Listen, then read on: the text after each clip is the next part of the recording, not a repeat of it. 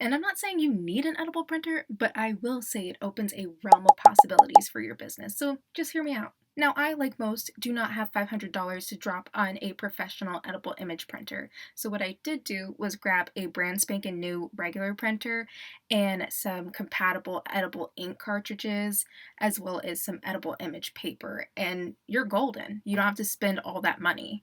And if you've ever put a printer together, the setup will be a breeze. The only difference is that you're using edible ink instead of regular ink. Now, for printing out the actual image, I searched on Google for an image I liked that was high enough quality. I put it into Canva and adjusted some of the colors, removed some of the background. And once I downloaded my Canva image to the highest quality, I took it to Design Space and made sure that the sizing was okay, the quality, the colors, etc., etc. And before I even printed out my image, I made sure that my print settings were at the highest quality as well because we want crisp, clear images.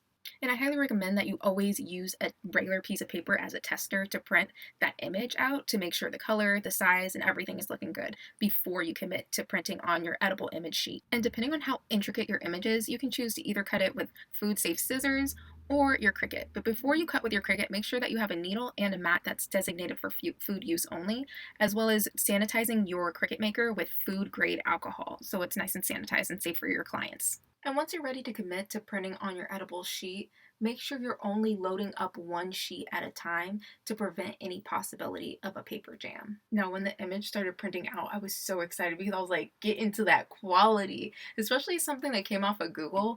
I was really impressed. And as cake decorators, I know we've all been there where you buy a tool and you're like, why did I buy this crap? I don't even use it.